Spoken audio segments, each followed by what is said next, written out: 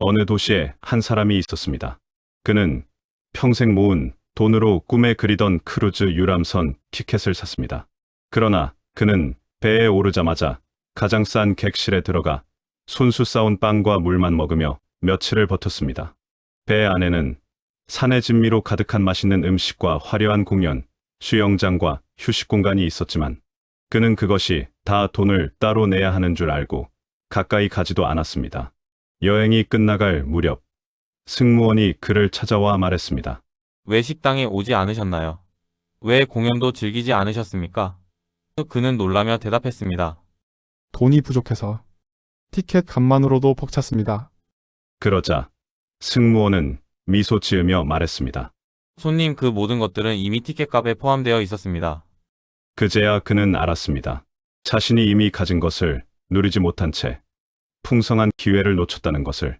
하나님을 믿으면서도 가진 특권과 권리를 모르고 사용하지 못한다면 비싼 티켓을 구매하고 누리지 못한 사람과 무엇이 다르겠는가?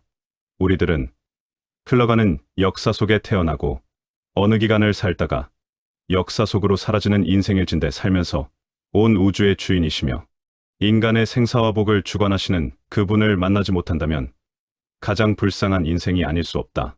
우리가 만난 예수 그리스도. 그분을 전하려고 하면 천국과 지옥이 어디 있어? 죽어봐야 알지. 물론 그때는 알 수 있다. 그런데 선택의 기회가 사라졌다는 걸 깨닫게 되는 순간 이미 가는 길이 정해졌음을 후회하게 된다.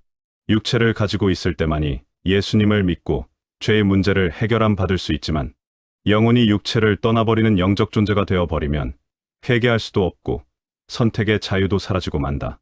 우리는 이 세상에 올 때 순서가 있게 태어났지만 떠날 때는 아무도 모르고 생명의 주인 되신 하나님이 부르시면 언제라도 모든 것을 버리고 그분 앞으로 가야 하는데 하나님이 보내신 독생자 예수 그리스도의 보혈로만이 죄를 씻고 용서함 받고 천국 백성이 되지만 그렇지 않은 인생은 죄의 문제를 해결받지 못했기에 죄 때문에 지옥으로 가야 하는 것입니다. 하나님을 믿으면 그리스도 안에서 누리는 특권과 권리가 있기에 이것을 모르고 신앙생활 한다면 쉽게 죄의 유혹에 빠지게 되고 사탄의 먹이가 될 수 있기에 지금부터 성경 말씀을 통해 10가지 특권을 알려드리겠습니다. 부디 아시는 분은 철을 날카롭게 만드는 것처럼 순종하셔서 성령의 열매가 풍성하시기를 기원합니다. 주님을 아직 영접하지 못하신 분은 한 치 앞도 모르는 이 세상을 살아가시면서 많은 걸 모르고 포기하고 살아가고 있음을 깨닫고 하나님 앞으로 돌아오시는 계기가 되시기를 간절히 바라봅니다. 그럼 지금부터 하나님을 믿으면 주어지는 10가지 특권을 말씀드리겠습니다. 그 전에 구독, 좋아요, 소중한 분들께 공유 부탁드립니다. 저에게 많은 도움이 됩니다. 첫째, 하나님을 아버지라고 부를 수 있는 자녀의 특권입니다. 영접하는 자, 곧 그 이름을 믿는 자들에게는 하나님의 자녀가 되는 권세를 주셨으니 요한복음 1장 12절 말씀. 하나님의 자녀는 아무나 되는 게 아닙니다. 믿고 안 믿고는 자유이지만 마음으로 믿고 입으로 시인하는 자에게 자녀가 되는 권세를 주십니다. 이 세상이 우연히 만들어진 게 아닙니다. 우리가 살고 있는 집도 건축한 사람이 있는 것처럼 지구를 만드시고 우주를 창조하신 분이 하나님이시며 지구의 자전을 통해 낮과 밤을 만드시고 공전을 통해 사계절을 운행하시며 당신이 어머니 뱃속에서 10개월 동안 있을 때 뼈와 살을 오장육부를 만드시고 축복의 땅 대한민국에 태어나게 하신 분이 하나님이십니다. 너희가 아들이므로 하나님이 그 아들의 영을 우리 마음 가운데 보내사 아빠 아버지라 부르게 하셨느니라. 갈라디아서 4장 6절 말씀. 어떤 분이 아무리 믿으려고 해도 믿어지지 않는데 뭘 어쩌란 말이냐?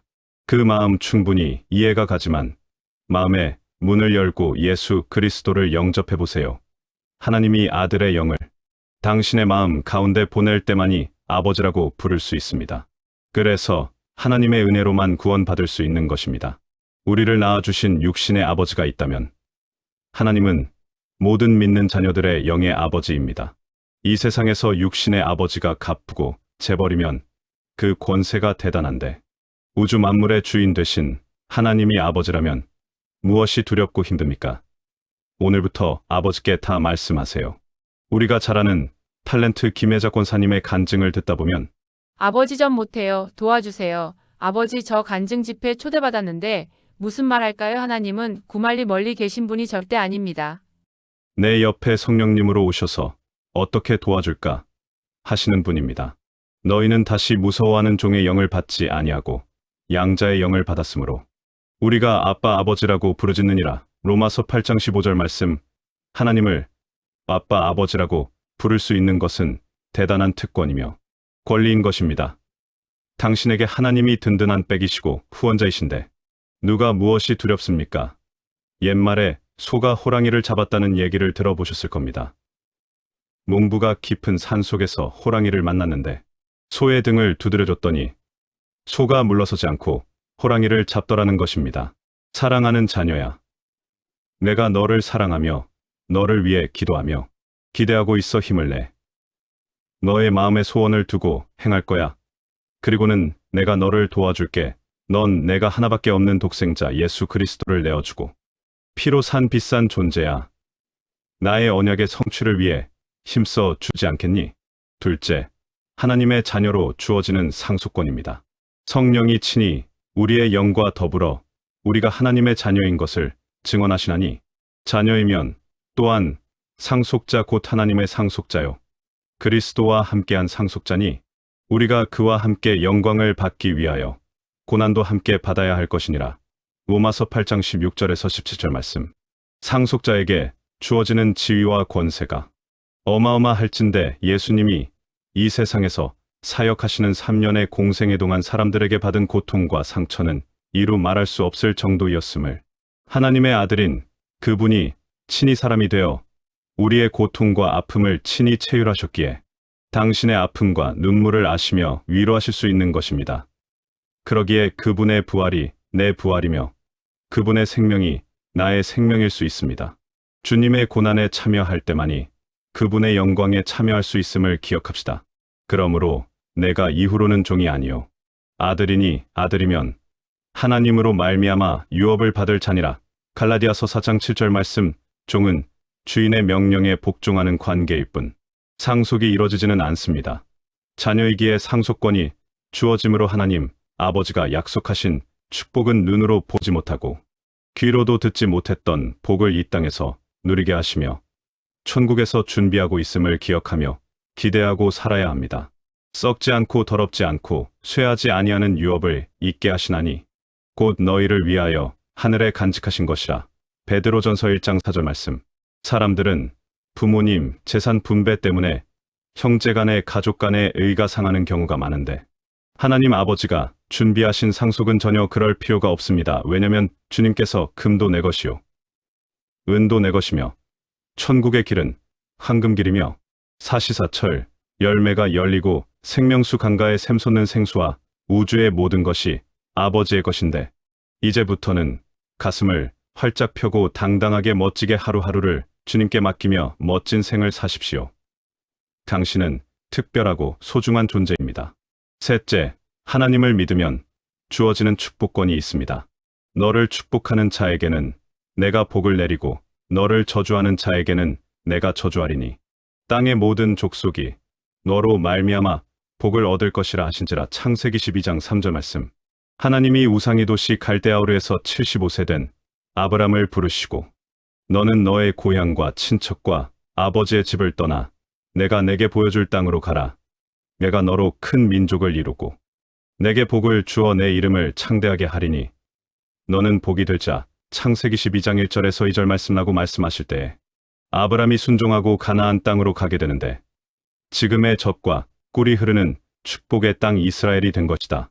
하나님은 아브라함의 자손 가운데 언약하신 대로 메시아, 독생자 예수 그리스도를 보내 인류의 모든 죄를 십자가에서 소멸하시고 오직 예수 그리스도를 통해서만이 죄의 문제를 해결함 받고 구원받을 수 있는 문을 활짝 열어놓으셨다.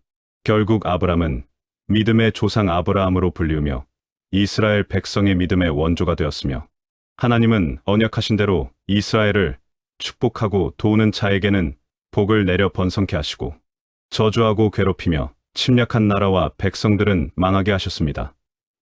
역사가 이 모든 사실을 증명하고 있지요.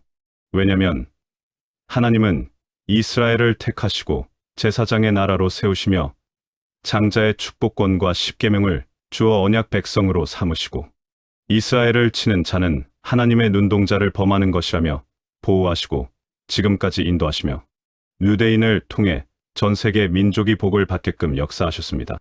예수님이 유대인으로 오셨고 12명의 그의 제자들도 유대인이었으며 오늘날 복음을 듣게 된 것도 이방인의 사도 바울을 통해 그 당시 로마의 모든 문명은 세계로 향하는 관문이었기에 복음이 전 세계로 전파될 수 있었습니다.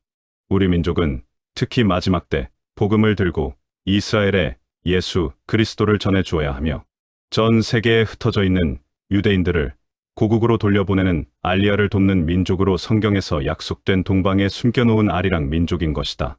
내가 동쪽에서 사나운 날짐승을 부르며 먼 나라에서 나의 뜻을 이룰 사람을 부를 것이라. 내가 말하였은즉 반드시 이룰 것이요 계획하였은즉 반드시 시행하리라. 이사야 46장 11절 말씀. 노아 홍수 시대 이후에 하나님은 노아의 새아들 셈, 함 야벳을 통해 온 인류를 번성케 하시는데 함의 후손인 니므롯을 중심으로 신할 평지의 바벨탑을 세워 하나님을 대적하는 사건이 발생하고 그때 하나님은 하나된 언어를 혼잡게 하여 여러 언어로 만들어 버려 흩어버리시고 셈의 후손 가운데 유일하게 바벨탑 쌓는 걸 반대했던 욕단만이 아들들을 데리고 아리랑을 부르며 파미르 고원을 넘어 천산 고원을 지나 알타이 산맥을 넘어 시베리아를 거쳐 동쪽산 백두산에 이르기까지 동쪽으로 이동한 동이족으로 단군이 세운 고두선인 것이다. 에벨은 두 아들을 낳고 하나의 이름을 벨렉이라 하였으니 그때의 세상이 나뉘었으며 벨렉의 아우의 이름은 욕단이며 창세기 10장 25절 말씀. 에벨의 두 아들 중 첫째 벨렉의 6대 후손 가운데 아브라함이 탄생하고 하나님은 아브라함 후손 가운데 메시아를 보내 초림하시고 욕단의 후손을 통해 재림을 준비하게 하시는 성경의 약속을 이행하고 계십니다. 우리 민족은 이스라엘과 형제의 나라인 것이다. 지구상에서 유일하게 독도를 표기하고 동해를 지도상에 나타낸 민족이며 1878년 동안 전 세계의 디아스포라 민족으로 살다가 1948년 5월 14일 독립한 민족이 다음날 바로 전쟁을 치렀음에도 불구하고 한국 전쟁 당시 직접 전투병은 보내지 않았지만 구호물자 의약품 10만 달러 규모의 현금 지원과 특히 전쟁이 끝난 뒤에도 한국과 이스라엘은 유대인들이 겪은 전쟁, 학살의 아픔을 공유하면서 전후 복구와 고아 지원을 위한 연대를 이어갔습니다. 박정희 대통령 시대에는 경제개발 5개년 계획의 유대인 과학자, 석학들이 많은 도움을 주었지요. 이스라엘 6.1 전쟁 당시에는 한국 전쟁 후 쓸모없게 된 탱크를 이스라엘에 지원하고 오늘날 한국 방산무기들이 최첨단을 걷게 된 것도 이스라엘 기술의 원조가 있었기에 가능한 일이 되었지요. 하나님은 역사 가운데 이스라엘과 대한민국을 보호하시고 인도하십니다. 지금까지 역사를 통해 축복을 말씀드린 것은 당신은 축복의 민족이기에 축복의 말만을 선포하셔야 합니다. 죽고 사는 것이 혀의 힘에 달렸나니 혀를 쓰기 좋아하는 자는 그 열매를 먹으리라. 잠언 18장 21절 말씀. 이 진리의 말씀을 깨닫고 부터는 운전을 하다 보면 화가 날 때가 한두 번이 아니지요. 그럴 때마다 에이, 축복받아라, 축복받아라. 원수가 생기면 에이, 잘 먹고 잘 살아라, 잘 먹고 잘 살아라. 그 사람이 축복받을 그릇이 못 되면 그 복이 내게로 오기 때문이지요. 원수가 생기면 하나님께 맡기고 예수님 말씀처럼 축복 기도해 주세요. 우리가 말한 대로 하나님은 이행하십니다. 출애굽한 이스라엘 백성들이 광야에서 가나안 정복을 앞두고 12명의 정탐꾼들을 보내 40일을 정탐하게 한 후에 보고를 받는데 두정적인 10명의 보고자들의 말을 듣고 밤새도록 통곡하며 울면서 우리가 애굽 땅에서 죽었거나 이 광야에서 죽었으면 좋았을 것을 어찌하여 여호와가 우리를 그 땅으로 인도하여 칼에 쓰러지게 하는가. 우리 처자가 사로잡히리니 애굽으로 돌아가는 것이 낫지 아니하랴. 이 말을 들은 하나님은 그들의 말대로 너희의 말이 내 귀에 들린 대로 내가 너희에게 행하리니 민수기 14장 28절 말씀. 광야에서 20세 이상 된 사람은 여호수아와 갈렙을 제외하고 모두 죽게 하셨습니다. 아무리 힘들고 어려워도 억울한 일을 당해도 내 입에서 축복의 말이 나가기를 소원하며 간절히 바라봅니다. 네 번째, 하나님을 믿으면 주어지는 특권은 천사동행권입니다. 모든 천사들은 섬기는 영으로서 구원받을 상속자들을 위하여 섬기라고 보내심이 아니냐. 히브리서 1장 14절 말씀. 하나님은 천사들을 보내 자녀들을 보호하시고 인도하십니다. 그래서 하나님의 자녀들은 천사들을 동원할 수 있고 부릴 수 있는 능력이 있습니다. 하나님의 뜻을 이루기 위해 천사들을 동원하시고 적극적으로 파송하십시오. 세상이 날로 악해져 가고 있기에 자녀들에게 기도하시면서 천사를 파송하십시오. 천사들아, 예수님의 이름으로 명령하노니 사랑하는 자녀들을 보호하고 인도할지어다. 사랑하는 사람의 이름을 부르며 구체적으로 천사를 파송하십시오. 사업장에서도 천사들아, 예수님의 이름으로 명하노니 고객들을 몰고 올지어다. 비즈니스에서도 오늘 고객과의 계약이 이뤄질 수 있도록 천사는 도울지어다. 천사는 구약의 사람으로 나타나기도 하고 부지 중에 아브라함이 천사를 대접했던 일 등등. 그리고 영적인 존재이기에 시간과 공간을 초월해 역사합니다. 그래서 해외가 있든 군대가 있든 믿음으로 구하고 파송하시기 바랍니다. 다섯째, 하나님을 믿으면 주어지는 특권은 마귀 추방권입니다. 그런즉 너희는 하나님께 복종할지어다. 마귀를 대적하라. 그리하면 너희를 피하리라. 야고보서 4장 7절 말씀. 마귀는 우리의 삶을 도적질해가고 가장 약한 부분으로 유혹하여 죄를 짓게 하고 시험에 빠지게 하며 하나님과 멀어지게 하고 결국에는 멸망시키고 지옥으로 끌고 가는 나쁜 악한 영의 세력입니다. 마귀를 예수 이름으로 대적하시오. 쫓아내십시오. 예수 이름의 능력이 있습니다. 지저분한 곳에 파리가 모여들듯이 죄가 있는 곳에 사탄이 틈타고 들어와 하나님과 멀어지게 이간질할 뿐 아니라 죄의 종으로 부려먹으려 하기 때문에 죄를 지으면 즉시 회개하고 예수님의 보혈로 씻고 마귀를 대적하십시오. 마귀는 혼자 있을 때 하나님 말씀에 의심하고 있을 때 찾아옵니다. 에덴 동산에 하와가 홀로 있을 때 하나님의 말씀에 의심을 할 때 마귀가 찾아와 속삭입니다. 하와야, 하나님이 참으로 너희에게 동산 모든 나무의 열매를 먹지 말라 하시더냐? 동산 나무의 열매를 먹을 수 있으나 동산 중앙에 있는 나무의 열매는 하나님의 말씀에 너희는 먹지도 말고 만지지도 말라. 너희가 죽을까 하노라. 너희가 결코 죽지 아니하리라. 너희가 그것을 먹는 날에는 너희 눈이 밝아져 하나님과 같이 되어 선악을 알 줄 하나님이 아시기 때문에 못 먹게 한 거야. 여자가 그 나무를 본즉 먹음직도 하고 보암직도 하고 지혜롭게 할 만큼 탐스럽기도 한 나무인지라. 여자가 그 열매를 따먹고 자기와 함께 있는 남편에게도 주매 그도 먹은 자. 인류 불행의 시작이 사탄의 꾀임에 소가 에덴 동산에서 시작되는데 죄의 결과로 죽음이 찾아오게 되었고 아담은 평생 땀을 흘려 근본된 토지를 갈며 노동해야 했고 하와는 아기를 낳는 고통을 가지게 되어 여자만이 아기를 낳을 수 있게 되었으며 하나님은 에덴 동산에서 쫓아내시며 그들이 죄인의 모습으로 생명나무의 열매를 먹고 영생하실까봐 에덴 동산 동쪽의 그룹들과 두루 도는 불칼을 두어 생명나무를 지키게 하시고 아담과 그의 아내를 위하여 가죽옷을 입히셨습니다. 그리고는 여자의 후손을 통해 사탄의 머리를 상하게 하고 사탄은 그의 발꿈치를 상하게 하리라고 복음을 말씀해 주셨습니다. 두 번째, 아담인 예수님께 마귀는 찾아와 공생애를 앞두고 40일을 광야에서 금식기도 하고 있는데 내가 만일 하나님의 아들이거든 이 돌들이 떡덩이가 되게 해봐. 기록되었으되 사람이 떡으로만 살 것이 아니요 하나님의 입으로부터 나오는 모든 말씀으로 살 것이라 하였느니라. 내가 만일 하나님의 아들이어든 성전 꼭대기에서 뛰어내려봐. 그러면 천사들이 너를 받들어 발이 돌에 부딪히지 않게 할 거야. 또 기록되었으되 주 너의 하나님을 시험하지 말라 하였느니라. 만일 내게 엎드려 경배하면 천하만국과 영광을 내게 줄 테니 경배해봐. 사탄아 물러가라. 기록되었으되 주 너의 하나님께 경배하고 다만 그를 섬기라 하였느니라. 첫 번째, 아담은 마귀에게 소가 모든 것을 빼앗겼지만 두 번째 아담인 예수님이 승리하심을 통해 회복의 역사가 일어난 것입니다.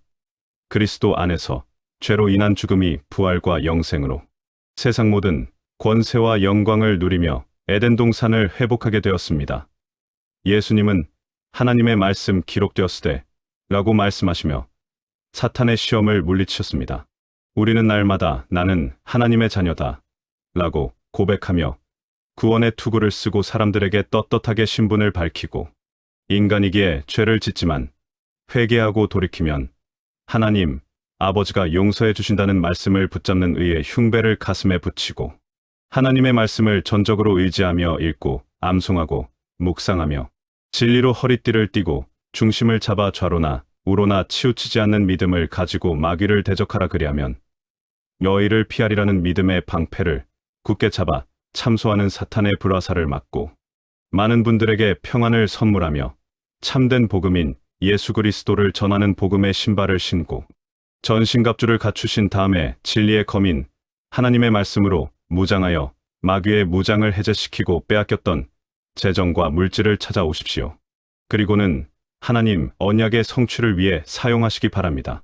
주를 위해 흘렀던 눈물과 희생과 힘쓰신 모든 것이 천국에서 상급으로 면류관으로 주어질 것입니다.